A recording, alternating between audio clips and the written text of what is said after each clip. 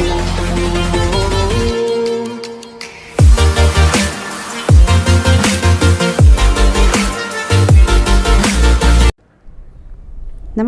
मेरे YouTube channel पर आप सभी का स्वागत है और आज मैं लेकर आई हूँ आपके लिए कक्षा 10वीं के लिए हिंदी कोर्स अ से बाल गोविंद भगत पाठ के 7 से 13 तक के प्रश्नोत्तर की व्याख्या। तो आज के इस वीडियो में शुरुआत करती हूँ मैं प्रश्न 7 से। कुछ मार्मिक प्रसंगों के आधार पर यह दिखाई देता है कि बाल गोविंद भगत प्रचलित सामाजिक मान्यताओं को नहीं मानते थे। पाठ के आधार पर उन प्रसंगों का उल्लेख कीजिए। बाल गोविंद भगत प्रचलित सामाजिक मान्यताओं को नहीं मानते थे। जो समाज में पुरानी मान्यताएं, रूढ़िवादी मान्यताएं चली आ रही थी या जो बुराइयां थी, उन्हें नहीं मानते थे। यह पाठ के निम्नलिखित मार्मिक प्रसंगों से ज्ञात होता है। भगत ने अपने इकलौते पुत्र के निधन पर न शोक मनाया, न उसके क्रियाक्रम को भी ज़्यादा तूल दिया।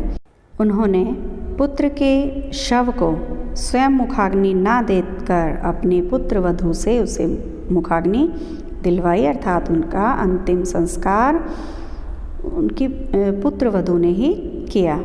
उन्होंने विधवा विवाह के समर्थन में कदम उठाया और उसके भाई को कहा कि इसको ले जाओ और जाकर इसका दोबारा से विवाह करवा देना। वे साधुओं के संबल लेने और गृहस्थों के भिक्षा मानने का विरोध करते हुए 30 कोस दूर गंगा स्नान करने जाते और उपवास रखते हुए यह यात्रा पूरी करते थे। रास्ते में क्योंकि किसी से वो मांग कर नहीं खाते थे, जो खाकर जाते थे वापस रात को खुद ही अपने घर पर आकर ही खाते थे, क्योंकि वो कहते थे कि गृहस्थ भिक्षा नहीं मांगते। तो आगे चलते हैं हम प्रश्न 8वें की ओर। धान की रोपाई के समय समूचे माहौल को भगत की स्वर लहरियाँ किस तरह झंकृत कर देती थीं? उस माहौल का शब्द चित्र प्रस्तुत कीजिए। आषाढ़ महीने की रिमझिम के बीच सारा गांव खेतों में उमड़ पड़ा है। शीतल पुरवाई चल रही है। आसमान बादलों से घिरा हुआ है, ढका हुआ है। कहीं हल चल रहे हैं, कहीं रोपनी हो रही है। बच्चे पानी से भरे खेतों में खेल रहे हैं और औरतें कलेवा लिए, जो सुबह के समय खाना खाया जाता है उसे कलेवा कहा जाता है, मेड़ पर बैठी हैं। इसी समय भगत का कंठ फूट पड़ता है और उनके स्वरों की गूंज आसमान के आसपास के लोगों को झूमने के लिए विवश कर देती हैं। इसे सुनकर बच्चे झूमने लगते हैं, स्त्रियों के होंठ गुनगुनाने लगते हैं और गीत के लय ताल पर उंगलियां रोपनी करने लगती हैं तथा उनके कदम उठने लगते हैं। 9वां प्रश्न है, पाठ के आधार पर बताएं कि बाल गोविंद भगत की कबीर पर श्रद्धा किन किन रूपों में प्रकट हुई है। बाल गोविंद भगत का पहनावा और आचरण कबीर पंथियों जैसा था। जो कबीर पंथी लोग होते हैं, कबीर को मानने वाले, उनके मार्ग का अनुसरण करने वाले, उन जैसा उनका पहनावा था। कबीर को वे अपना साहब मानते थे, जैसे हम गुरु मानते हैं, और उनसे असीम श्रद्धा और उनमें असीम श्रद्धा रखते थे और विश्वास करते थे। कबीर के प्रति उनकी श्रद्धा निम्नलिखित रूपों में प्रकट हुई है। जैसे उनका पहनावा कबीर पंथियों जैसा था। उनके गले में तुलसी की माला और माथे पर रामानंदी टीका होता है। वे अपने खेत की सारी उपज कबीर पंथी मठ पर ले जाते और उसे वहाँ पर चढ़ावे के रूप में अर्पित कर देते थे, और जो कुछ प्रसाद के रूप में मिलता उसी से वो अपना घर चलाते थे। वे कबीर के समान खरा खरा व्यवहार करते और दूसरों की वस्तु अस्पृश्य समझते। खरा व्यवहार करते, अस्पृश्य जिसे वो नहीं छूते थे, जो छूने के योग्य ना हो। उन्होंने कबीर के पदों का गायन करते हुए अपने दिन बिताए। उन्होंने आत्मा को परमात्मा का अंश माना और मृत्यु को दोनों के मिलन का शुभ अवसर बताया। उन्होंने कबीर की भांति जीवन को नश्वर बताया, कि जैसे कि जीवन क्या है, नश्वर है। 10वां प्रश्न है, आपकी दृष्टि में भगत की कबीर पर अगाध श्रद्धा के क्या कारण रहे होंगे? तो क्या कारण रहे होंगे? तो कबीर भी घर परिवार के साथ रहते हुए साधुओं जैसा जीवन बिताते थे, तो इसलिए वो उनसे इम्प्रेस हुए।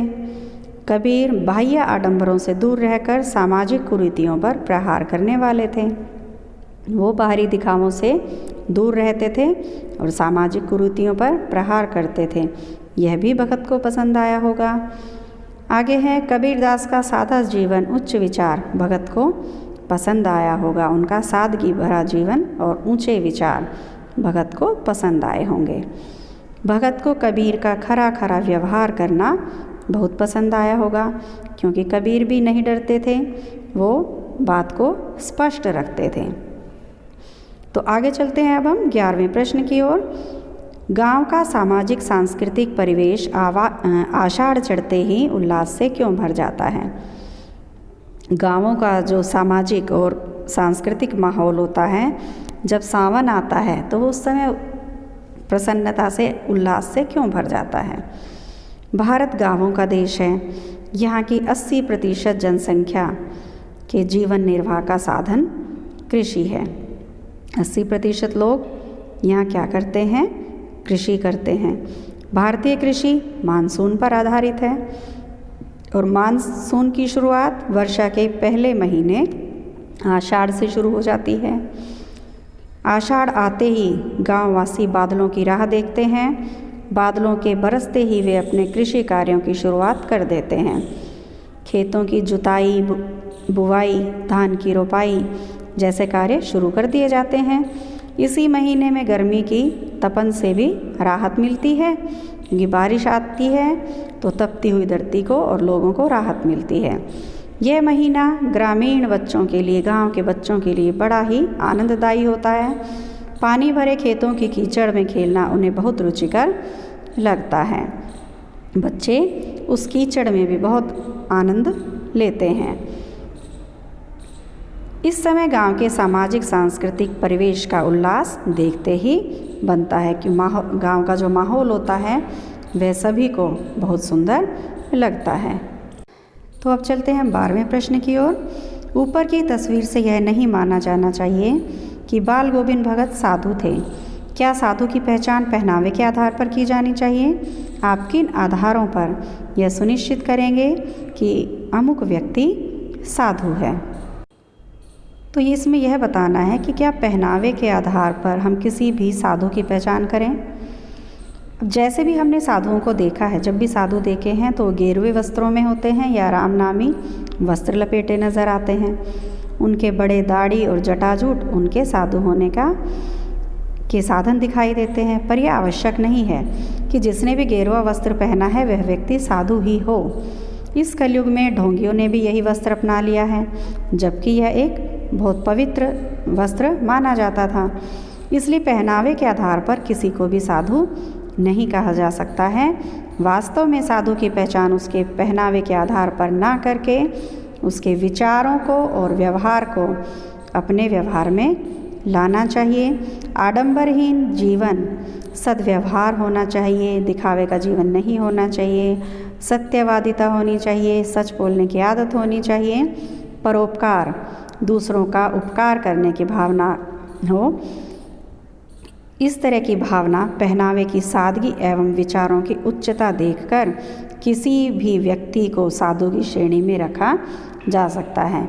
अर्थात जो व्यक्ति अच्छे कर्म करता है उस व्यक्ति को भी हम साधु की श्रेणी में रख सकते हैं।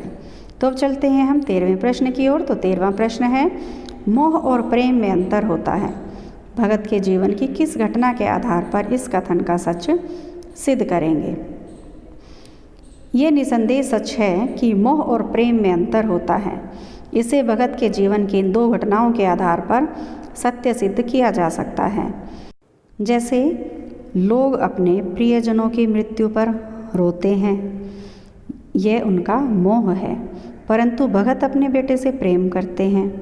वे जीते जी उसे प्रेम का हकदार मानते रहे और उसकी मृत्यु पर आत्मा परमात्मा का मिलन माना। वो उससे प्रेम करते थे, मोह नहीं। जब बीमारी के कारण उसकी मृत्यु हुई उन्हें बहुत दुख हुआ, किंतु उन्होंने इसे प्रकृति का एक नियम माना। इसी प्रकार से भगत का अपने बुढ़ापे में अकेला होने पर भी बहू को उसके भाई के साथ भेज देते हैं। अपने बुढ़ापे से मोह नहीं दिखाते हैं, वो ये नहीं दिखाते हैं कि मेरा क्या होगा, परंतु बहू से प्रेम करते हुए उसके भाई से उसका पुनर्विवाह कराने का आदेश दे देते हैं और अपने कर्तव्य का पालन करते हैं। लेकिन यहाँ पर यह बात सिद्ध होती है कि उन्होंने प्रेम किया परंतु मोह किसी से नहीं किया। तो बच्चों, ये तो थे आपके 7 से 13 तक प्रश्नों के उत्तर। तो मेरे इस पाठ के दोनों वीडियोज़ को आप शुरू से आखिर तक पूरा देखेंगे और इसके सारे प्रश्नोत्तर अच्छी तरह से समझेंगे और मेरे वीडियो को लाइक करेंगे, कमेंट करेंगे, शेयर करेंगे और जिन्होंने सब्सक्राइब नहीं किया है उनसे सब्सक्राइब करवाएंगे। थैंक यू बच्चों, गुड बाय।